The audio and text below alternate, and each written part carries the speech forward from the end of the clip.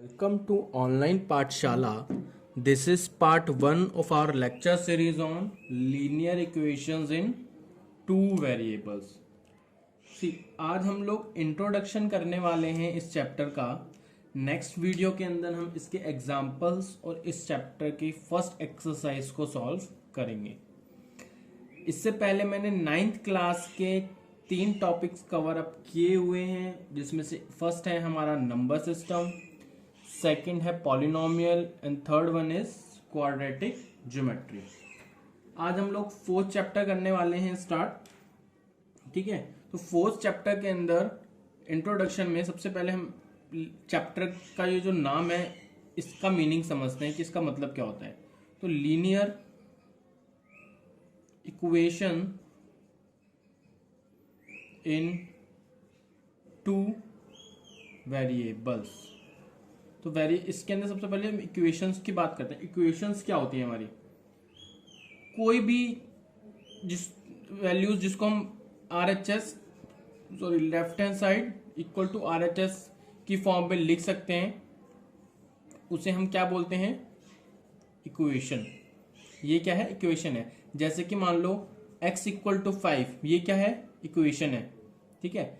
x plus 3 equal to 7, ये भी क्या है? ये भी एक इक्वेशन है. क्यों? क्योंकि उसको हम left hand side equal to right hand side की फॉर्म में लिख सकते हैं. मतलब जिस भी इक्वेशन को हम लेफ्ट हैंड साइड और इक्वल टू RHS की फॉर्म में लिखेंगे वो इक्वेशन कहलाई जाती है. ठीक है. इसके अलावा इक्वेशन पता चल गई हम लोगों को. अब हम डिस्कस करते हैं लीनियर. ये लीनियर वर्ड कहां से आया है? ये हमारा पॉलिनोमियल हमने सेकेंड चैप्टर पढ़ा था. Polynomial linear equations means polynomial equation ही होता है ये. लेकिन किस टाइप का पॉलिनोमियल इक्वेशन होता है? जिसकी डिग्री 1 होती है. हमने पढ़ा था जिस भी पॉलिनोमियल इक्वेशन की डिग्री 1 होती है वो हमारी लीनियर इक्वेशन होती है. जैसे कि पॉलिनोमियल इन वेरिएबल x, मैं एक इक्वेशन लिख रहा हूं x प्लस 5. यहां पे x की वेरिएबल की डिग्री कितनी है? इस पॉलिनोमियल की डिग्री कितनी है? 1 है. इसलिए इसको हम लीनियर इक्वेशन बोलते हैं. ठीक है. अब हमें पता चल गया लीनियर क्या होता है. लीनियर का मतलब होता है लाइन, यानी कि वो इक्वेशन किसकी होती है? लाइन की इक्वेशन होती है. तो लीनियर इक्वेशंस क्लियर हो गया. In two variables, two means दो वेरिएबल्स, मीन्स दो वेरिएबल्स हों. जैसे कि x plus y equal to 7. अब देखो ये लेफ्ट हैंड साइड है, ये राइट हैंड साइड है. इनकी डिग्री कितनी है? 1 है दोनों की. तो लीनियर इक्वेशन हो गई, इक्वेशन भी हो गई. इन टू वेरिएबल्स, वेरिएबल्स कितने? 2 है. एक वेरिएबल x है और एक वेरिएबल y है. तो इसको कहते हैं हम, ये है हमारा linear equation in two variables. ठीक है. अब हम लोग डिस्कस करेंगे कि देखिए वेरिएबल, इसके अलावा और भी कुछ चीजें वो डिस्कस कर लेते हैं छोटी सी. जैसे हम इक्वेशन लिखते हैं 3x, हमारी जो लीनियर इक्वेशन की जनरल फॉर्म है, लीनियर इक्वेशन जनरल जो फॉर्म है वो है हमारी ax plus by plus c equal to 0. इस फॉर्म में हम हर लीनियर इक्वेशन को लिखते हैं. अब जैसे मैंने एग्जांपल दिया था आपको, x plus y equal to 9 है. ठीक है. तो ये लीनियर इक्वेशन की फॉर्म में कैसे लिखी जाएगी बच्चों? देखो x प्लस वाई, ये 9 इक्वल टू के इस साइड आ जाएगा. तो यहां पे कितना बचेगा? 0 बचेगा. ठीक है. क्लियर हो गया. अब देखो a क्या है? कॉफिशिएंट है x का. यहां पर x का कॉफिशिएंट क्या है? 1 है. ठीक है. b क्या है? y का कॉफिशिएंट है. यहां पे y का कॉफिशिएंट कितना है? यहां पर y का कॉफिशिएंट भी 1 है. और c क्या है? -1. तो इस इक्वेशन में a, b और c की क्या वैल्यू आएगी? a मेरा आएगा 1, b आएगा मेरा 1 और c होगा मेरा -9. बिकॉज यहाँ पे तो पॉजिटिव है. इसको कैसे लिखेंगे हम लोग? ये कैसे है? x plus y minus 9 equal to 0 है ना. इसको कैसे लिख सकते हैं हम? x plus y plus bracket में 9. हम इसको ऐसे लिख सकते हैं. तो c की वैल्यू कितनी है? -9 है ना. देखो ax plus by plus c कितना है? -9. c की रिप्लेसमेंट पे क्या आ रहा है? -9. तो ये हमारी वैल्यूज हैं. इस तरह हम इक्वेशंस की कॉफिशिएंट्स को भी वैल्यू जो है फाइंड कर सकते हैं. चलिए अब हम कुछ एग्जांपल्स करेंगे। बहुत ही छोटा सा चैप्टर है ये, बहुत ही इजी चैप्टर है, इसका इंट्रोडक्शन भी ज्यादा बड़ा नहीं है, ठीक है ना।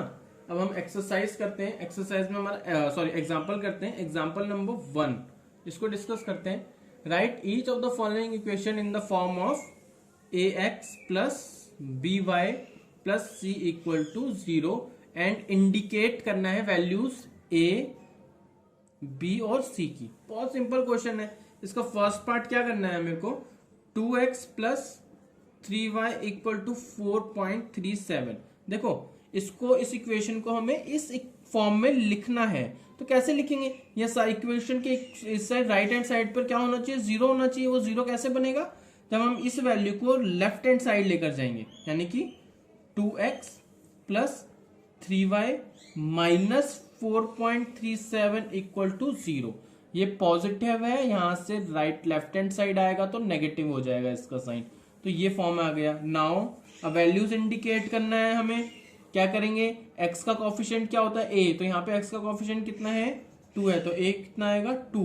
b का कोफिशिएंट क्या y का कोफिशिएंट क्या होता है b, तो y का कोफिशिएंट क्या है c 3, तो b की वैल्यू कितनी आ गई 3।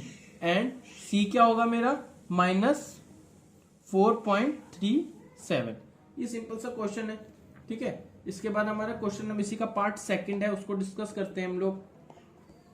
पार्ट सेकंड में क्या करना है, पार्ट सेकंड में इक्वेशन दी हुई है x minus 4 equal to √3y।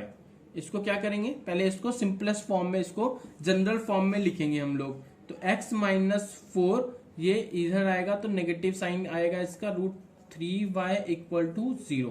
ये अभी भी जनरल फॉर्म नहीं है हमारी जनरल फॉर्म होती है ax वाले nax की टर्म आती है पहले, फिर by यानी कि फिर y की टर्म आती है, फिर नॉन वेरिएबल वाला टर्म आता है यानी कि कांस्टेंट टर्म आता है c। तो देखो यहाँ पे तो c कांस्टेंट टर्म मिडल में, इसको पीछे ले जाएंगे और इसको आगे लिखेंगे। तो कैसे रीराइट कैसे करेंगे, x ये कितना माइनस √3y और ये है माइनस 4 इक्वल टू 0। देखो हमने इन इक्वेशंस को इक्वल टू के दूसरी तरफ थोड़ी ना लेके गए हैं जो साइन चेंज हो जाए, साइन चेंज हो जाएगा नहीं। ये अभी भी यहाँ पर भी लेफ्ट हैंड साइड था और यहाँ पर भी राइट हैंड साइड था। मैं ये कहना चाह रहा हूँ 5 प्लस 3 बोलो या 3 प्लस 5 बोलो, बात तो सेम ही होती है ना। तो इसीलिए हमने -4 को पीछे लिख दिया और इसको आगे लिख दिया, साइन को भी चेंज नहीं किया है हमने, ठीक है, इसलिए इसमें कोई चेंज नहीं आएगा। ये हमारी जनरल इक्वेशन हो गई, लीनियर इक्वेशन हो गई। अब यहाँ वैल्यूज इंडिकेट करेंगे। नाउ a कितना है मेरा, इसका कोफिशिएंट कितना है 1, b कितना है, y का कोफिशिएंट कितना है -√3, हमें नेगेटिव साइन का ध्यान रखना है, और c की वैल्यू कितनी आएगी -4। सिंपल क्वेश्चन, ये भी खत्म हो गया हमारा। इसके बाद हमारे जो है थर्ड पार्ट आप खुद कर लेना, मैं फोर्थ पार्ट करा देता हूं आप लोगों को ना। थर्ड सिंपल है, आप थर्ड खुद कर लेना। फोर्थ पार्ट डिस्कस करते हैं। उसमें क्या बोल रहा है, ये बोल रहे हैं 2x इक्वल टू y है, क्लियर। अब 2x इक्वल टू y है, इसका क्या मतलब हुआ, 2x minus y equal to 0, y यहां आ जाएगा, इक्वल टू 0 हो जाएगा। नाउ अब ये मेरी जनरल इक्वेशन जनरल फॉर्म हो गई। इसको मैं कैसे लिख सकता हूं, मेरे पास कांस्टेंट टर्म तो है ही नहीं, तो मैं इसमें 0 ऐड कर दूंगा, तो ये कांस्टेंट टर्म आ गया मेरे पास। देखो ऐसे लिखा हुआ है ये। अब c तो है नहीं, तो हम अपनी तरफ से थोड़ी ना 2 ऐड कर देंगे इसके अंदर, नहीं कर सकते, इक्वेशन इनइक्वल हो जाएगी। फिर कुछ भी मैं यहाँ पे सब्ट्रैक्शन एडिट करता हूं तो ये इक्वेशन अनइक्वल हो जाएगी फिर, ठीक है। लेकिन यहाँ पर अगर c की वैल्यू नहीं दिख रही तो इसका क्या मतलब है कि वो 0 वैल्यू है। तो क्या करेंगे, नाउ a की वैल्यू क्या है मेरी 2, b की वैल्यू कितनी है, y नहीं है b की वैल्यू, ना -y है, -1 है, क्योंकि y का कॉफिशिएंट होता है b, y का कॉफिशिएंट होता है b, तो b के प्लेस पे क्या होगा -1, और c कितना है मेरा 0। ये खत्म हो गया मेरा यहाँ पे फर्स्ट पार्ट, एग्जांपल 1। अब हम लोग डिस्कस करते हैं example number 2। Write each of the following as an equation in 2 variables. 2 variables की फॉर्म में इन इक्वेशंस को हमें लिखना है। देखो एग्जांपल सेकंड है ये हम लोगों का। इसमें क्या करना है, क्वेश्चन है write each of the following as an equation in two variables. तो मेरे पास फर्स्ट पार्ट है, उसका फर्स्ट पार्ट क्या है, x equal to minus y. इसको दो वेरिएबल की फॉर्म में कैसे करेंगे, तो एक ही वेरिएबल है, दो कैसे लिखेंगे, हम इसको लिख सकते हैं ना, x plus 0 into y equal to -5। क्या मैं ऐसे लिख सकता हूं, x तो ये रहा, प्लस 0 इंटू वाई 0, यानी कि x प्लस 0 इक्वल टू -5, और x प्लस 0 के मीन्स x इक्वल टू -5। तो मैंने इक्वेशन में कोई चेंज नहीं किया, ये लिखने के बाद इक्वेशन स्टिल इक्वल टू -5 ही रहेगा। तो ये देखो दो वेरिएबल की फॉर्म्स में आ गया। सिंपल क्वेश्चन, जब हमारे पास इक्वेशन है x इक्वल टू -5, मैं कह रहा हूं कि इसमें y की वैल्यू हमें नहीं दिख रही, तो इसका क्या मतलब है, y का कॉफिशिएंट 0 रहा होगा, y का कॉफिशिएंट 0 रहा होगा, जिसकी वजह से वो पूरा का पूरा 0 बन गया, और x में 0 ऐड करने पे x ही आया, तो x इक्वल टू -5 आएगा हमारा।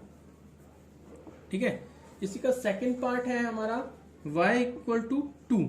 अब यहाँ पे y की वैल्यू कितनी है, 2 है, तो इसको अब हमारे पास कौन सा वेरिएबल नहीं दिख रहा, x वेरिएबल नहीं है यहाँ पे, तो इसका क्या मतलब है, x का कोएफिशिएंट 0 होगा प्लस y इक्वल टू 2। ये मेरी इक्वेशन सेकंड है। अब हम लोग करते हैं पार्ट थर्ड। पार्ट थर्ड जो है इसका, उसमें दिया हुआ है 2x इक्वल टू 3। इसको यहां ले आते हैं, तो 2x माइनस 3 इक्वल टू 0, ऐसे भी लिख सकते हैं। आप चाहो तो इसको भी लिख सकते हो कि 2 यहां आ गया तो माइनस हो गया इक्वल टू 0, ये -5 यहां आ गया तो प्लस हो जाएगा, और y इक्वल टू 0 आप ऐसे लिख सकते हो, क्योंकि जनरल इक्वेशन तो मेरी ax plus b y plus c equal to 0 होती है। तो आपने इसको ऐसे लिख दिया। अब यहाँ पे कौन सा वेरिएबल नहीं है, y नहीं है, इसका क्या मतलब है, 2x प्लस y का कोएफिशिएंट 0 होगा -3 इक्वल टू 0। ये मेरी थर्ड है। Then the fourth one is 5y equal to 2। इसको कैसे लिखेंगे, 5y माइनस 2 इक्वल टू 0।